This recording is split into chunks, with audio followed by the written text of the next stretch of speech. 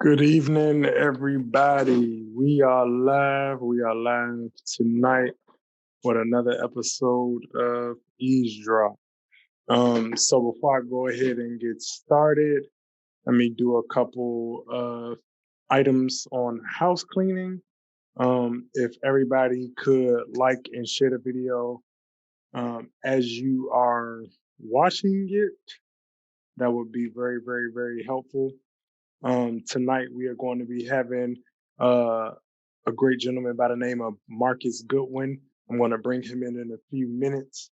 Um, with that being said, I want everybody to go ahead and share this because tonight we're going to be having a conversation about the minimum wage and everything that is happening, whether it be with the Senate Democrats, whether it be with the GOP, Grand Old Party, aka the Republicans.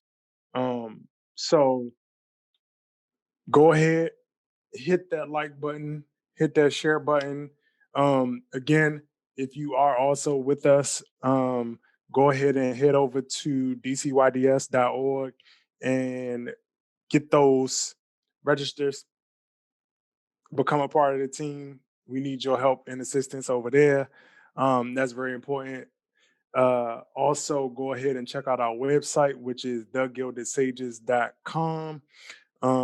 We have content over there. I'll be dropping another 5-minute drill tomorrow as it relates to all of the shootings, mass shootings that have occurred. So please go ahead and check those out. And if you want to call in and give your opinion on these videos, if you could head over to YouTube so that you can be able to get the thread, or head over to our Facebook page, which is also Gilded Sages. So without further ado, what I'm gonna go ahead and do is I'm gonna admit this gentleman, Marcus Goodwin. If you could, can you cam up? We trying to see that pretty face, man. We want to have a conversation. How you doing this evening? How you doing, sir?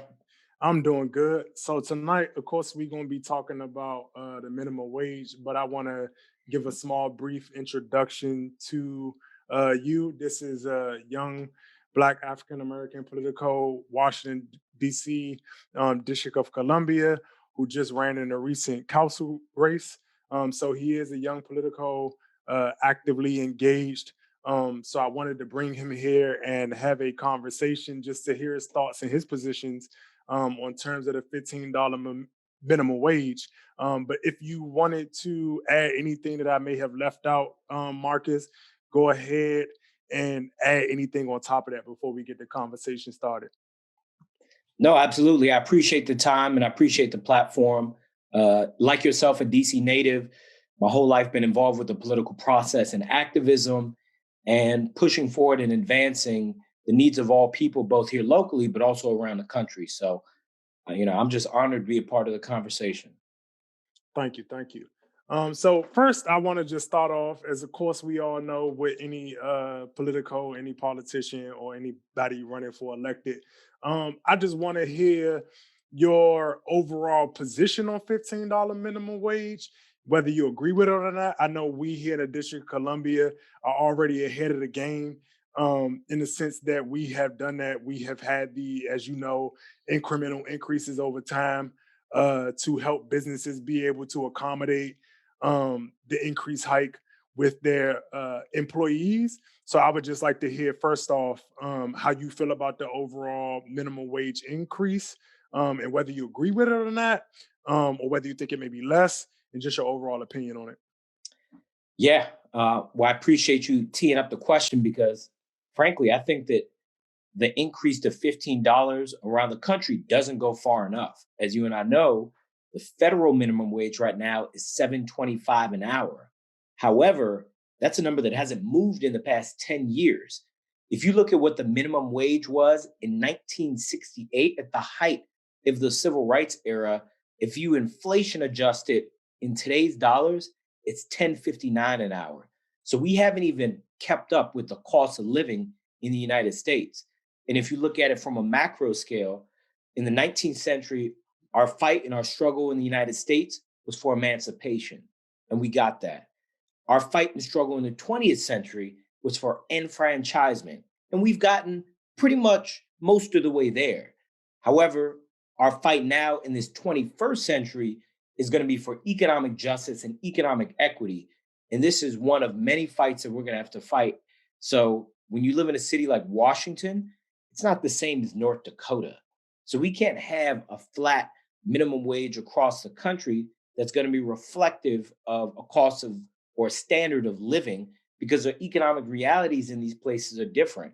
So in a place like Washington, where the cost of living is so incredibly high and families need more economic cash assistance to get by on a monthly basis, we need to start adjusting it for the areas that people are living in because it's become a social justice issue, given that African Americans are in a city like this predominantly, and we're falling behind because we're looking at a number that's being applied across the country that isn't exactly fitting our needs here in DC.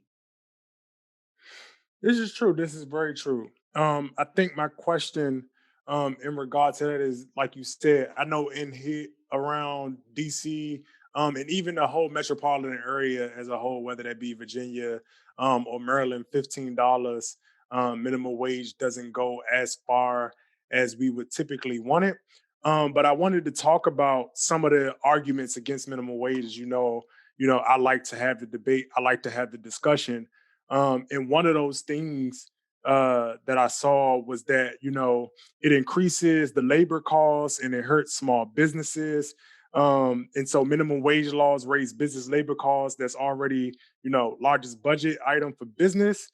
And so when government forces them to pay, and this is again the argument that I've heard, them to pay more per worker, they hire few workers to keep the total labor cost the same. This increases the unemployment rate. It's how low wage workers are the hardest since they must now compete for fewer jobs. I particularly disagree with that. I think that there can be a solution based in and around incentivizing companies and institutions to maintain and retain the current labor force that they have and creating subsidies in kind of the same likes that we do for the quote unquote what Elizabeth Warren would call the wealthy in terms of taxing the wealth. I Yep. think that there can be some subsidies and some concessions made in terms of helping small businesses subsidize those rates and being Yep. able to sustain in a hard time. And so I would like to hear if you have any rebuttals against a lot of the different arguments that have come against the $15 minimum wage. Yeah, so I think you bring up a big one and one that we've seen a lot. It's that businesses can't bear higher wage costs because the hit to bottom line and payroll costs that they're already facing are very challenging for them. And I'll say that a business will hire the number of people it needs to hire to run its business effectively. The amount that they have to pay people doesn't have a big impact. So they will find a way to make it work for the number of people they need to run their business. That's why I know that while the costs are going up, a natural reaction is to say that, oh, the costs are going up, it's too expensive. However, local government, politicians can help ease that burden, which is a real burden, probably more of an impact on smaller businesses than bigger businesses. So they could look at things like the payroll tax being assessed to small local business owners that aren't large corporate entities or franchises, and they're taking out a bit of what their obligation is on an annual basis if they continue to employ people at the same rate. I think that that's one good way to go about it because let's be real, when people who are at the lower wage earning scale of things make money, they have to spend it. So that's going to reinvigorate the economy. It's, what I like to refer to as bottom up economics, and Mhm. helping people who are going to make more money on the lower end is going to help all of us because those dollars are going to recirculate into our economic system. Whereas on the higher end, people are saving their money away and it doesn't add value into greater society. So that's kind of the way I would push back on that criticism. Okay. Hey, Quan, did you have a question before I move to my next predisposed question that I have for Mr. Goodwin. So one of my concerns is that a lot of times when we talk about the minimum wage, you have the usual tactics that a lot of bigger businesses use in terms of whenever the wage goes up, they simply pass along the cost to the consumers. So whereas a bottle of milk was maybe $3 now because of the new minimum wage, even though they can take the hit, it's $4. Same as gas and all of the basic sort of items that we need. So one of the things I want to know is what are some of the things that we're prepared to do politically to make sure that businesses aren't just able to pass along the cost of increasing workforce wage onto regular consumers, everyday consumers. And so if I'm hearing you correctly, are you saying that what are politicians prepared to do in terms of corporate oversight in that they don't to accommodate for the wage hike increase, that they don't inflate the cost of living to accommodate and keep their salaries where they are? Is that the question that I'm hearing? Precisely. Okay. I think we have to expect to some level that they're going to try to do that. But I think that, like I said, there are good ways to offset the impact. Let's say a company is paying its lowest wage earners $10 an hour, and we want to make sure that they start to pay them at least $15 an hour. Well, if on an annual basis to the state, they're paying, an 8% payroll tax, if we can create a structure where they're going to be paying, as opposed to 8%, 5% payroll tax, that's going to help offset the cost of operating that business. So it's kind of a wash that they're paying people more, but they pay less to government. And we're not actually increasing the cost of running that business. So were that company to increase their prices, we could find a very, thoughtful, tasteful way to ensure that we're not asking them to do more than they are already doing and keep their margins the same so that they don't have to raise the cost of goods. But let's be real. Gas today costs a lot more than it did when we were growing up. Mm-hmm. Same as, honey buns cost more today than they did when we were growing up. We have something coming up Soda, later about that. Juice, everyday goods that we're all consuming are going to increase over time. And that's okay, but we got to be sure that businesses aren't taking advantage of the situation and circumstance we're in. I mean, what's your phone bill today and what was it, 15 years ago? It's a lot more. Way more. And what more do phone services offer you? I mean, maybe more data than they did then, which has marginal back end costs. So let me ask you this, just so I'm clear and the audience is clear. What you're proposing is that government take less from corporations and small businesses so that they can meet the demands of higher wages, is what I'm hearing. So I wouldn't exactly say that, because I think on the larger end, there are a lot of corporations getting away with, just highway robbery, when we're being frank. We have companies that have multi-billion-dollar positive profit margins and revenue far exceeding the operating cost of the business, and they're paying $0 in federal income tax. Mm-hmm. That's a joke. This is. Are able to restructure the way that they spend their money to take advantage of our tax code. So when you have companies like that, and there are many, and some of them have hundreds of billions of, market capitalization, that the companies like that not paying federal income tax, I think you can be very clear that they don't need any tax breaks. But when you think about a company like a dry cleaner, mm-hmm. they're operating usually as a single location, sole proprietorship, where an individual or their family are solely relying upon the income from this business.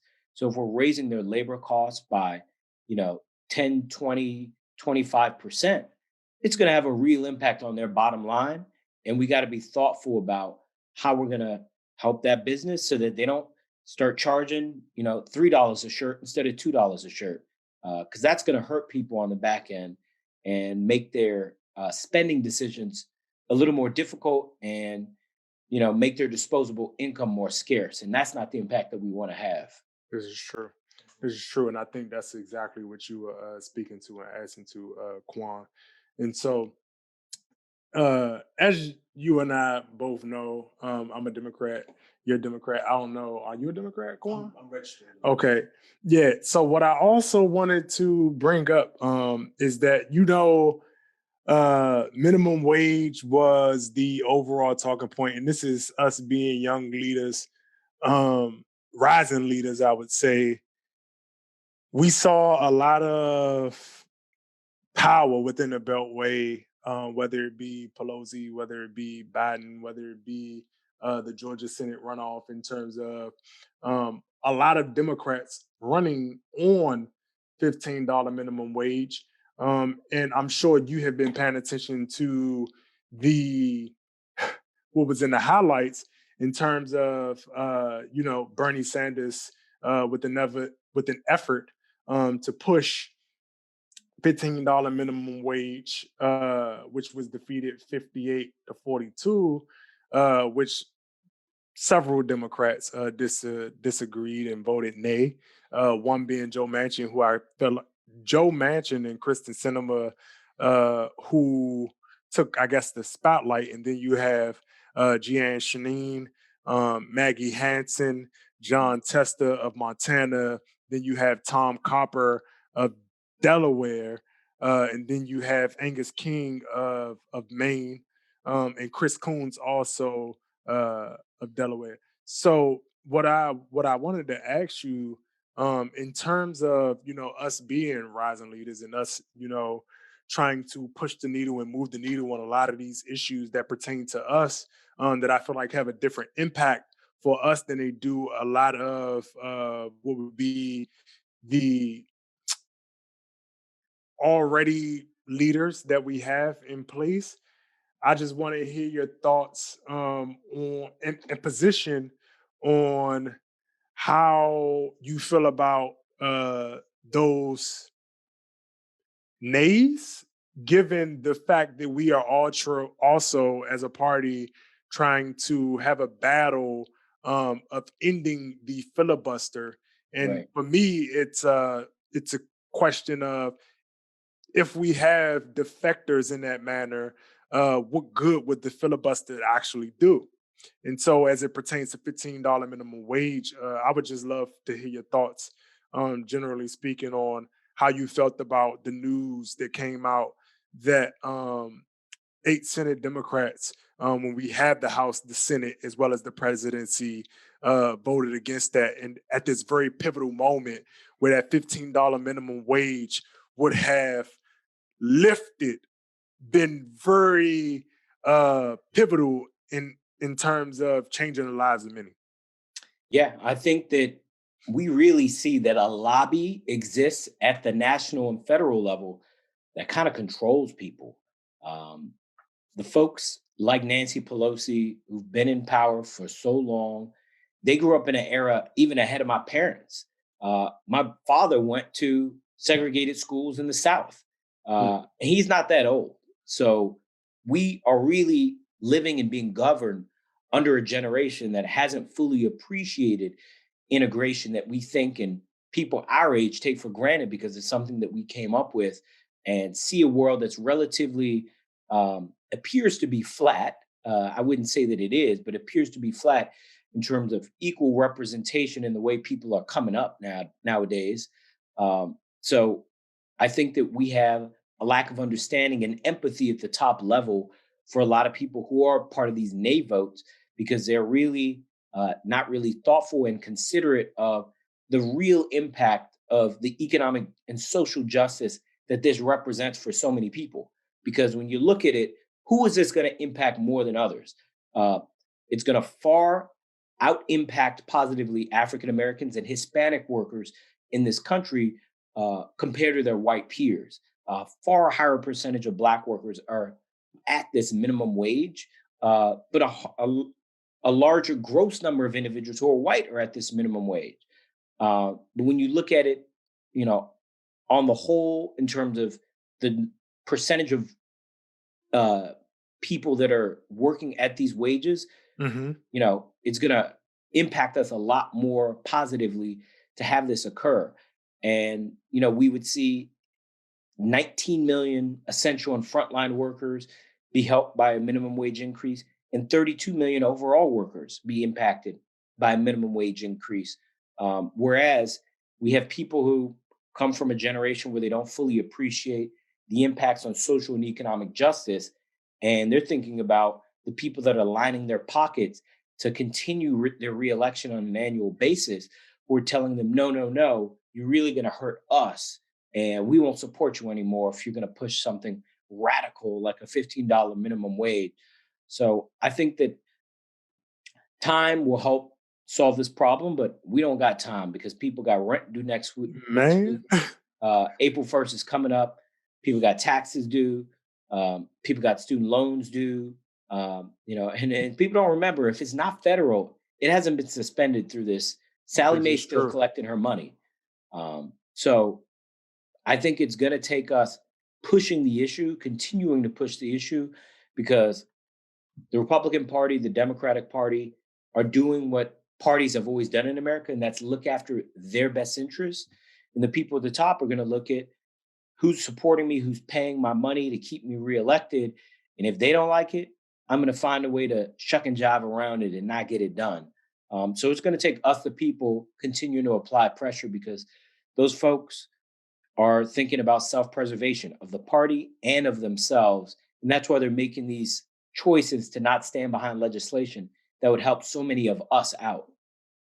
Man, I appreciate those words, man. Those are very honest words. You mentioned the student loan debt. I know this isn't the I know this isn't the conversation or the episode for it, but if you wanted to get your thoughts on it, because it was something that I particularly agree with, but I agree with it under different parameters. I just don't think it should be blanket. I guess I may default into more of the centrist, I guess, mindset on that issue. But being in the fact that you brought it up, what is your thoughts on the student loan debt issue? Because again, that was something that we also, as the party, ran on. That hasn't necessarily come through. And I know a lot of the conversations that I've had with people is, I need some help being able to make arguments when I'm door knocking come midterms. So Yeah. what's your thoughts on that? Similarly, it's a great economic justice issue of our time, and it's getting worse and worse and worse. The cost of higher education is growing on an annual basis of 4% a year compounding.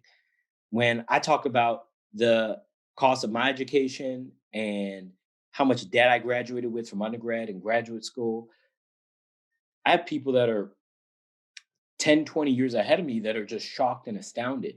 And Mm, I know the young people that are graduating from school today, this is 10 years after I graduated, are in even more precarious position, because they're coming into a world where that cost of education has continued to grow without being mitigated. But mm. our costs over the past 10 years, i.e., the real wages that working class people are earning, have not increased.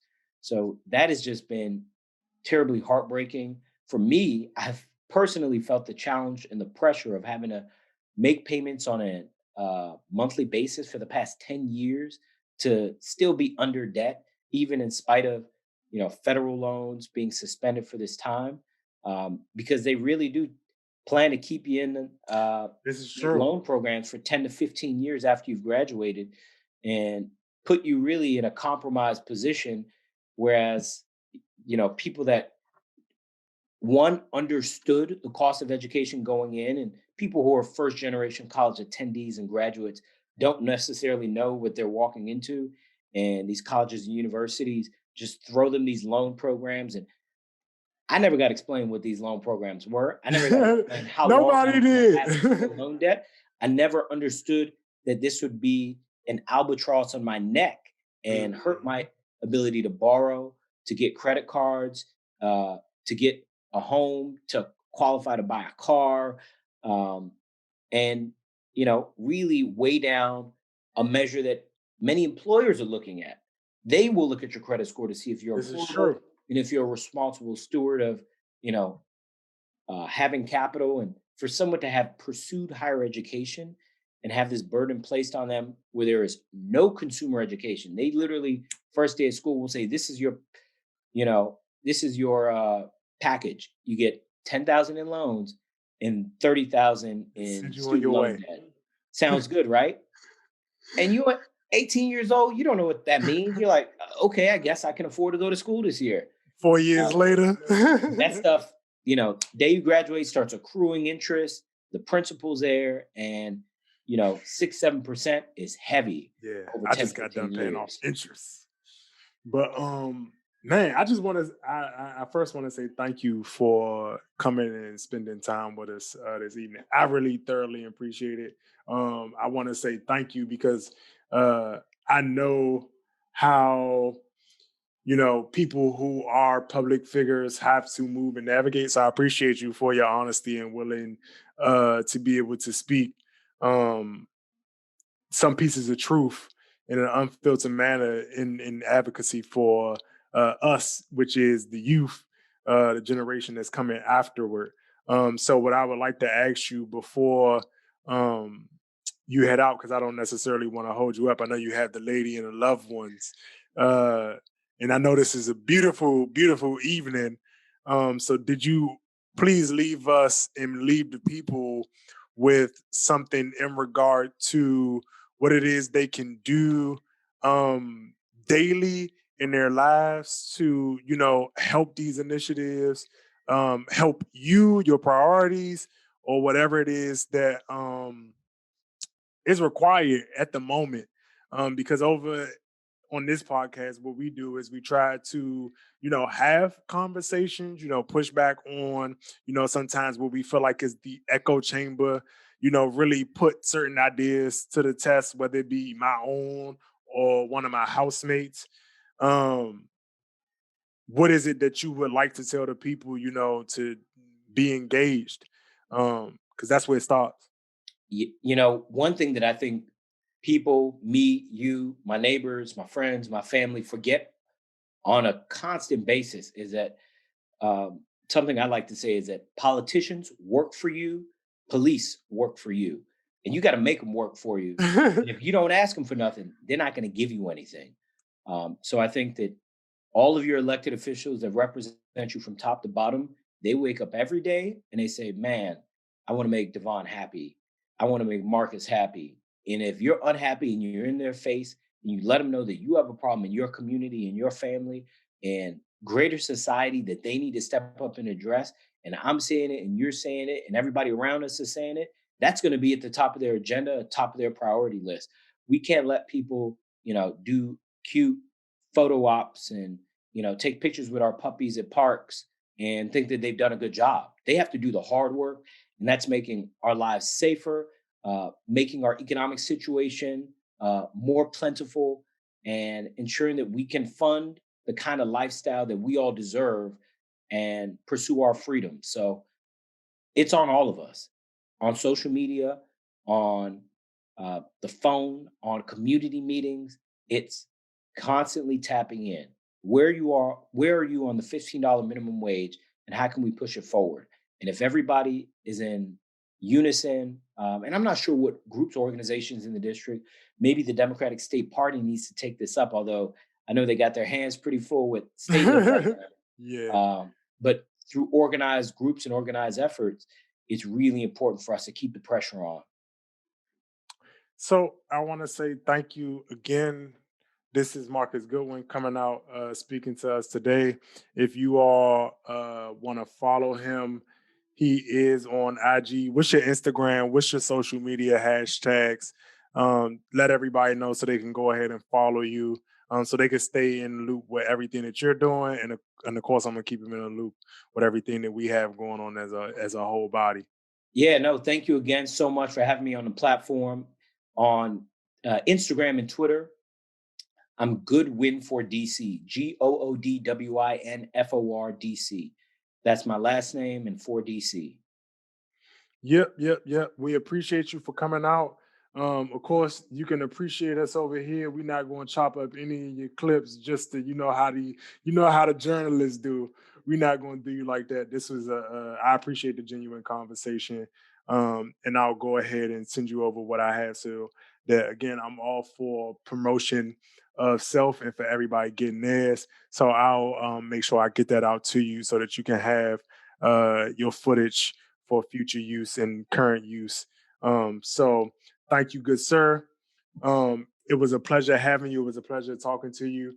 We'll definitely be bringing you back into the show to have future conversations. As you know, in our political climate right now, it's always something. So we gonna have a lot of general topics. But what we're gonna do is I'm gonna go ahead into the spread and we're gonna bring some other people in to see hopefully how some other people, view this discussion and topic. So I want to thank you.